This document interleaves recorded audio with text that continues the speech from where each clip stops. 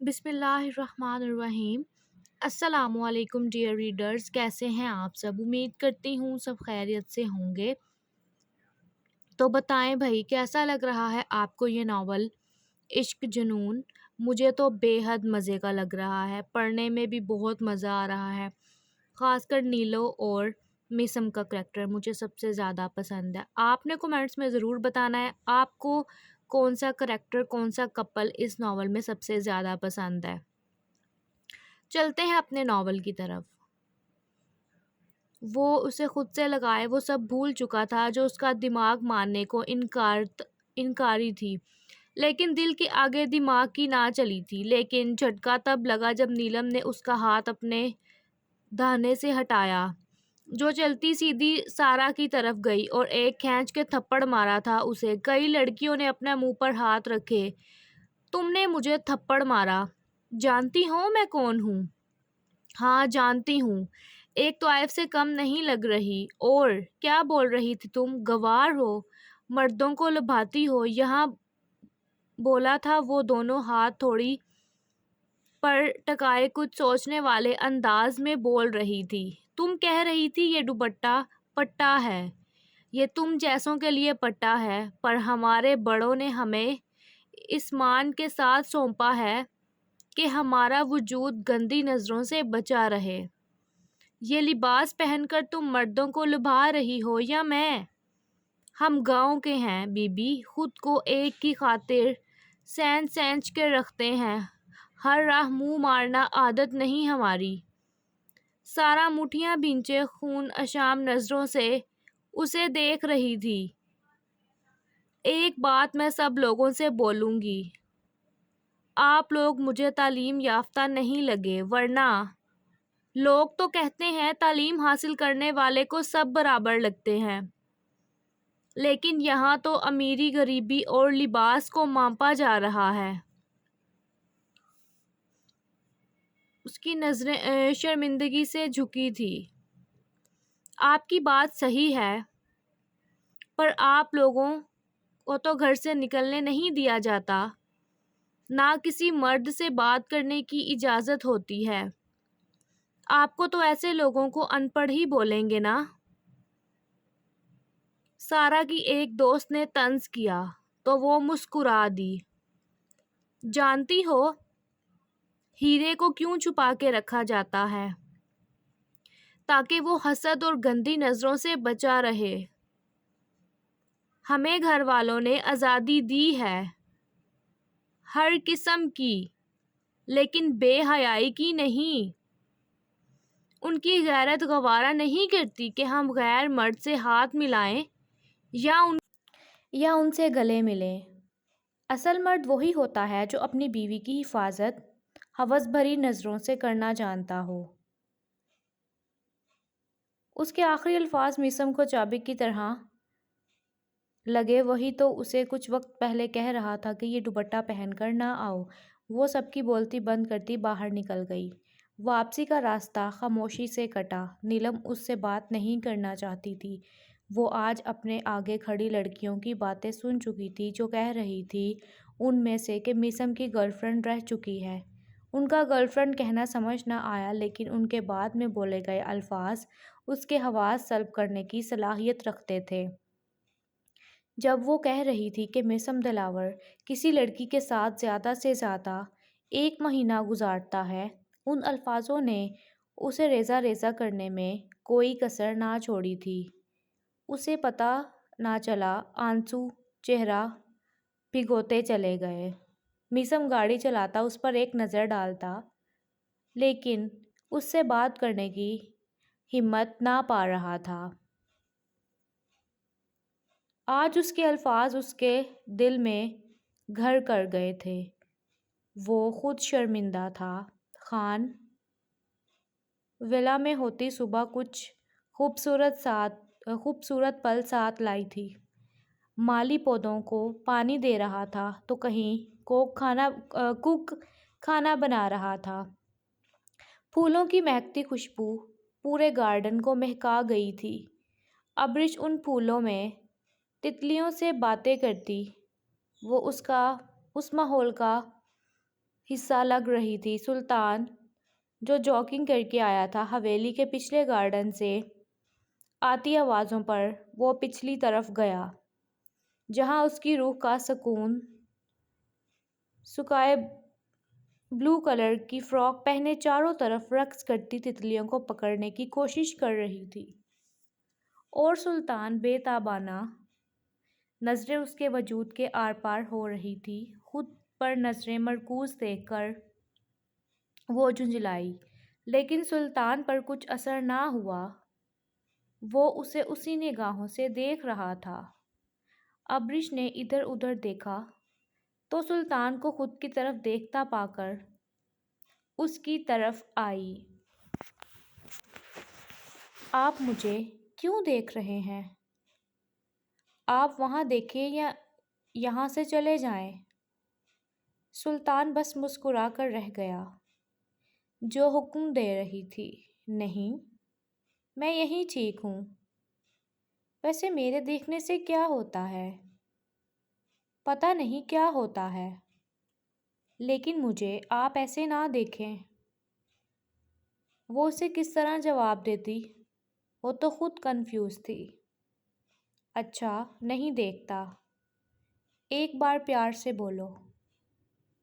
اس کا اس طرح فرینکلی بات کرنا اسے بہت اچھا لگ رہا تھا۔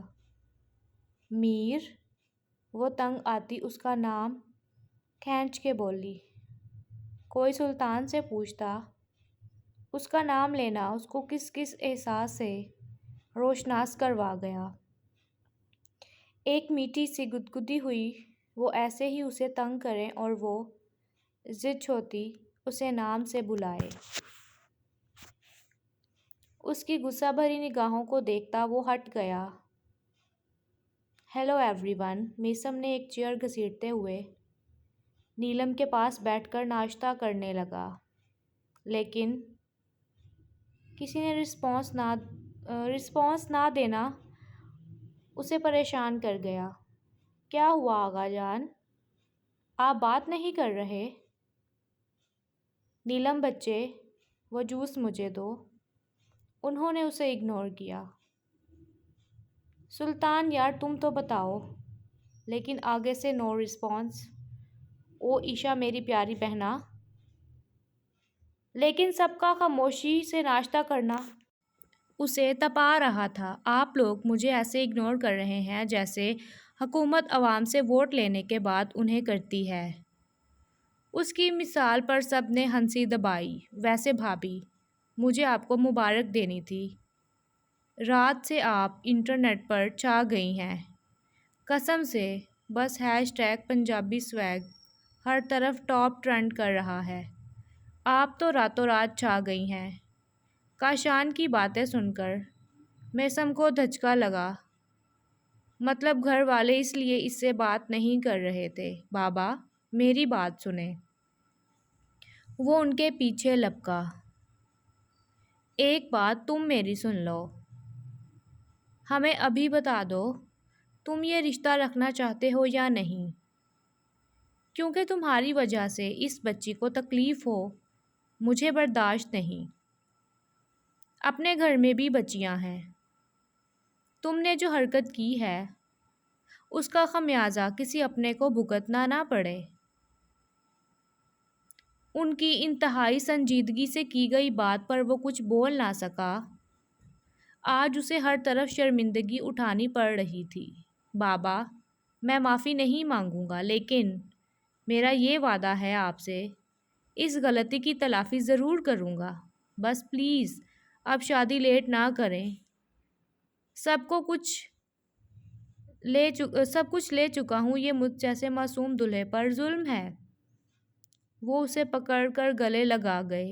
انہیں پتہ تھا ان کے بیٹے کو اگر اپنی غلطی کا احساس ہو گیا ہے تو وہ اس وقت تک خود کو بھی معاف نہیں کرتا تھا جب تک وہ اس کا ہرجانہ ادا کر سکے۔ بس کریں دلاور صاحب، کیوں میری سانس بند کر رہے ہیں؟ اور یقین کریں میں ماما نہیں ہوں۔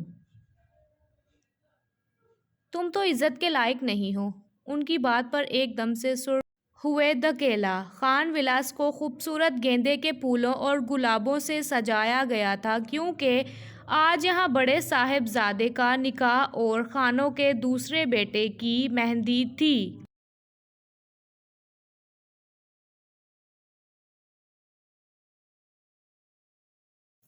الگ ہی ماحول بنایا گیا۔ راہداری کے دونوں طرف گلاب کی پتیاں ڈالی گئی تھیں جہاں سے دلہن کو لایا جانا تھا۔ میر سلطان اینڈ عبریش خان نکاح اسپیشل۔ بہت ہی مزے کی ایپیسوڈ ہے گائز۔ تکتے رہنا بھی ہے افراط محبت کی دلیل۔ پیار کے سینکڑوں اظہار ہوا کرتے ہیں۔ او مائی گاڈ، ہوا کرتے ہیں یار، آپ اظہار کرنے والے بنے۔ بڑے سارے اظہار محبت کے طریقے ہیں۔ ہر طرف گہما گہمی کا سما تھا۔ خان ولا میں شام کا منظر، کسی لائٹوں اور پھولوں کی سجاوٹ الگ منظر پیش کر رہی تھی۔ سلطان یار ہاتھ ہولا رکھ، بھائی نکاح ہی تو ہے، تو ہے کہ شیشے سے ہٹ ہی نہیں رہا۔ ایک میں ہوں جو کب سے تجھے دیکھ رہا ہوں کہ شاید تجھے شرم آ جائے اور تو ہٹ جائے، پر نہیں، پتہ نہیں کون سی کھوج ہے تیری جو مکمل ہونے کا نام ہی نہیں لے رہی ہے۔ تمہیں کس نے بولا تھا یہاں ٹپک پڑو، اپنے روم میں ہو جاتے تیار۔ ویسے بھی میری زندگی کا یہ سب سے خوبصورت دن ہے، اس لیے تیاری میں وقت تو لگتا ہے۔ دیکھ بھائی، میرے ہاتھ غلطی ہو گئی جو تیرے کمرے میں آ گیا۔ میرے کمرے میں کوئی مجھے ڈھنگ سے تیار ہونے نہیں دے رہا تھا، اس لیے یہاں پر آیا تھا۔ تو آئینہ سے گوند کی طرح چپک گیا ہے۔ لیکن سلطان نے توجہ نہ دی۔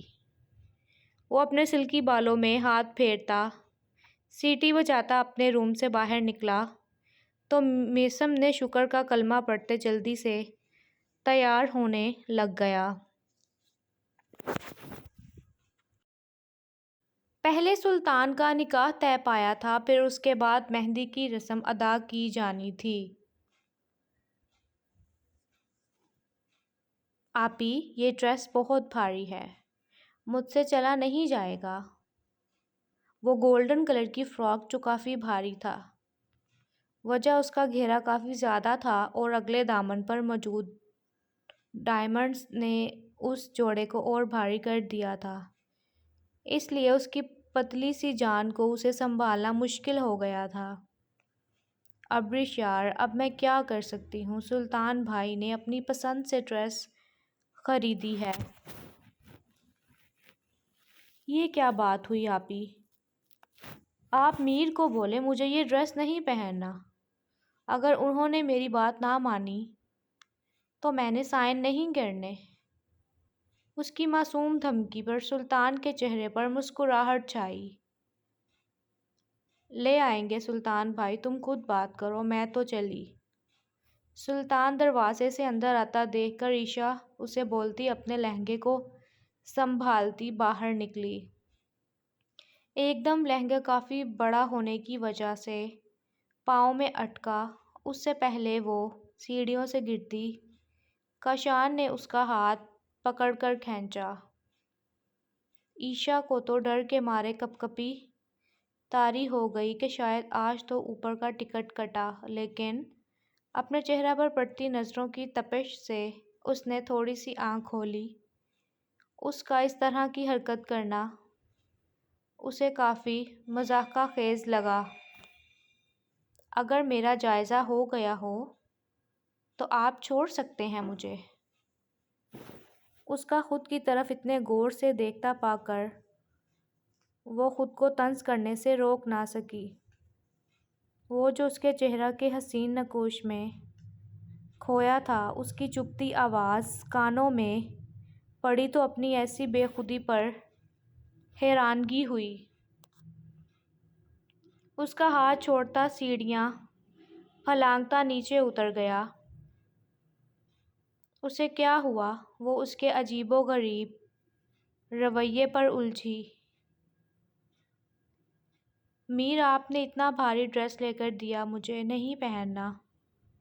اگر بھائی ہوتے تو وہ ایسا ڈریس نہیں لے کر آتے۔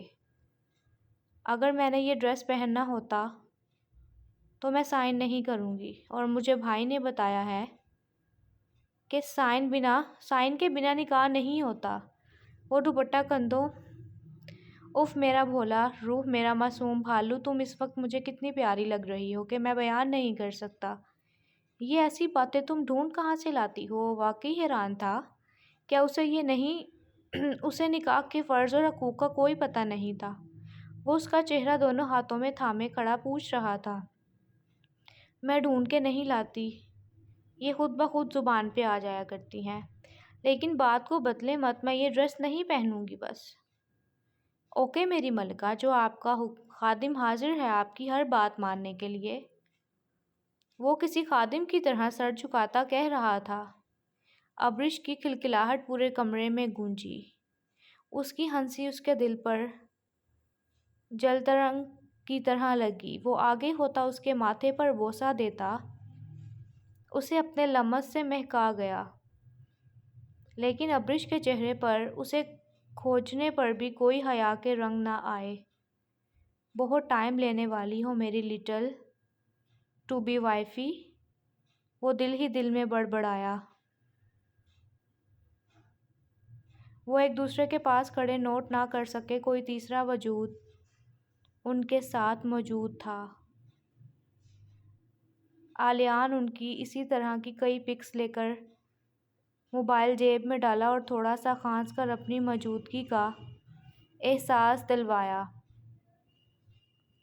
بھائی بس کریں، اب آپ کی ہونے والی ہے یہ، ابھی فی الوقت باہر جائیں، آپ کا بلاوا آیا ہے۔ سلطان نے اسے دیکھ گھوری سے نوازا جو کسی ویلن کی طرح آ ٹپکا تھا۔ ابرش شہباز خان، ول شہباز خان، آپ کا نکاح میر سلطان خان حق مہر بعوض 3 کروڑ طے پایا ہے، کیا یہ نکاح آپ کو قبول ہے؟ لیکن مولوی کے ایک بار بولنے پر ابرش نے کچھ نہ بولا تو پھر مولوی نے اپنے الفاظ دوبارہ دہرائے تو پھولوں کی بنی چادر جو ابرش کے بیچ ایک پردہ قائم کیے ہوئے تھی، ابرش کا کچھ نہ بولتا دیکھ کر سلطان کی دھڑکنیں ڈوب کے ابھری تھیں۔ ابرش بچے بولو، انہوں نے ہاتھ اس کے سر پر رکھتے ہوئے کہا۔ لیکن بابا، بولنا کیا ہے؟ اس کی بات پر جو سب کی سانسیں اٹکی ہوئی تھیں اب چہروں پر دبی دبی ہنسی تھی، اور سلطان نے اس ایکسٹرا معصومیت کو تعصب سے پردے کے پیچھے سے دیکھا۔ ابرش، آپ نے قبول ہے بولنا ہے، میثم نے اسے کہا۔ لیکن بھائی نے تو بولا تھا کہ بس سائن کرنے ہیں، وہ پھر سے گویا ہوئی۔ دیکھو میری بہن، مجھے پتا ہے کہ میری بہن مجھ سے پیار کرتی ہے، پر اتنا بھی نہ کرو کہ میں شام تک بچوں نہ۔ بس قبول ہے بول کے سائن کر دو، اور میری بات کو اپنے اس کمپیوٹر میں زیادہ سیو نہ رکھا کرو۔ کاشان نے اپنی جانب نظریں مرکوز دیکھ کر اپنی بہن سے کہا، جس کا ایکسٹرا پیار اس کی ٹانگیں توڑوانے میں کوئی کسر نہ چھوڑی تھی۔ مولوی بیچارہ ان لوگوں کو دیکھ رہا تھا جسے نکاح نہ ہوا کوئی سین ہو گیا، جو حرکتیں وہ کر رہے تھے۔ پھر اللہ کر کے ابرش کی جانب ایجاب و قبول کے بعد مولوی جب سلطان کے سامنے لفظ دہرائے تو اس نے ایک سانس میں قبول ہے بول دیا۔ اس کی اتنی جلدی پر قہقہ ضبط کرنا مشکل ہو گیا تھا۔ سب طرف مبارکباد کا شور اٹھا۔ وہ جلدی سے سب کے گلے ملا۔ اس کی تیزی دیکھ کر میثم حیران ہوئے بنا رہ نہ سکا، جس کے مطابق وہ اسے بے وقوف سی لڑکی تھی، لیکن سلطان ایسی لڑکی کی طرف اس قدر جھکاؤ وہ واقعی قابل توجہ تھا۔ وہ پھولوں کی چادر کو بجائے ہٹانے اسی طرح ہاتھ سے توڑتا دوسری طرف ہوا جہاں اس کی معصوم سی بیوی خود کو پوری طرح گھونگھٹ میں چھپائے بیٹھی تھی۔ سلطان کے حکم پر کسی کو ابریش کے چہرہ پر گھونگھٹ ڈالا گیا۔ وہ چاہتا تھا سب سے پہلے وہ اس کا چہرہ دیکھے۔ وہ اس کے پاس بیٹھتا، اپنے ہاتھوں سے اس کا گھونگھٹ پلٹ گیا۔ وہ تمام تر معصومیت کے ساتھ اس کی طرف دیکھتی، اس کے دل کو الگ ترنگ میں دھڑکنا سکھا رہی تھی۔ وہ اس کے ہاتھوں کو اپنے ہاتھوں اس پر اپنے لبوں سے بوسہ دیا تو ایک بار خان ولا میں سیٹیوں اور معنی خیز ہنسی چاروں طرف گونج اٹھی۔ بس کرو یار، اگر تم لوگوں کا رومانس ختم ہو گیا ہو تو میری بیوی کو لے آؤ، میری بھی مہندی ہے۔ میثم کی آواز میں جالسی کی رقم بھی تھی۔ وہ کب سے بیچارہ انتظار میں تھا کہ کب اس کا نکاح ہو اور ان کی رسم شروع ہو، پر نہیں، نکاح ختم ہوا تو رومانس شروع ہو گیا ان کا۔ میثم صبر کرو، لے کر آ رہے ہیں تمہاری بیوی کو بھی۔ کچھ صبر نام کی چیز نہیں تم میں۔ دلاور صاحب کی بات پر وہ تھپ تھپ کرتا دوسری جانب گیا۔ دلہن کو لانے کا شور اٹھا تو اسپاٹ لائٹ کا حویلی کے دروازے کی جانب گیا جہاں سے دلہن کو لایا جانا تھا۔ وہ بلیک کلر کے ڈریس پہننے کی لڑکیوں کے ساتھ داخل ہوئی۔ یہ پہلی بار تھا کہ کوئی مہندی کی دلہن بلیک پہنے آئی ہو، پر اس کی مرضی چلی۔ کہا تھا اس کے شوہر نے خود ہی ڈریس سلیکٹ کیے، وہ تو بس ایک کٹ پتلی کی طرح شامل تھی۔ وہ بلیک کلر کی میکسی پہنے ہوئے تھی جس پر ہوا کڑھائی کا عمدہ اور نفیس کام اس کی اعلیٰ کوالٹی اور قیمتی ہونے کا منہ بولتا ثبوت تھی۔ سر پر دوپٹہ کو ٹکایا گیا یہ حکم بھی اس کے شوہر کی طرف سے دیا گیا تھا۔ وہ ایک بار پارلر والی کی بات ایک الگ کیفیت میں الجھی تھی۔ کہاں وہ اسے برداشت نہیں کرتا اور آج اس کے دوپٹہ کی اتنی فکر تھی۔ دونوں اطراف سے کرلی کی گئی لٹیں جھومتے اس کے چہرے کو چھو رہی تھیں۔ وہ قدم قدم چلتی اسٹیج کی جانب آ رہی تھی اور میثم کی نظریں اس کے دل فریب چہرہ کا احاطہ کیے ہوئے تھی جو صرف لپسٹک لگائے اس کو چاروں خانے چت کر رہی تھی۔ وہ نظریں جھکاتی اسٹیج کے پاس پہنچی۔ میثم نے آگے بڑھ کر اس کا ہاتھ تھامنے کے لیے ہاتھ آگے کیا تو سنہری آنکھیں جب بھوری آنکھوں سے ٹکرائیں تو وہاں آج اسے الگ جہاں آباد نظر آیا۔ وہ نظریں نیچے کرتی اپنا ہاتھ چوڑی ہتھیلی پر رکھ چکی تھی۔ اپنی نظروں کو قابو رکھو ورنہ میں نے تمہیں چھوڑنا نہیں ہے۔ وہ اس کی خود پر گری نظریں دیکھ کر دھیمے لہجے میں گرائی، اور کون کمبخت چاہتا ہے کہ تم مجھے چھوڑو؟ بس ایک بار پکڑو تو سہی، اسے مضبوطی سے تھامنا ہمارا فرض ہے۔ اس کے ہاتھ تھامتے بڑے پیار اور نرم لہجے سے بولا۔ یہ چھچوری حرکتیں تم جا کے وہ اپنی ہیروئنوں کے ساتھ کرو جو روز روز بدلتی رہتی ہیں۔ وہ اس بار تلخ ہوئی۔ وہ کیسا شخص تھا؟ کل اس کی عزت نفس کو بری طرح روند کے آج وہ ایسے تھا جیسے کچھ ہوا نہ ہو۔ وہ سب سوچتے ہی آنکھوں میں مرچیاں سی پڑ گئیں۔ تو ریڈرز، کیسی لگی آپ کو آج کی ایپیسوڈ؟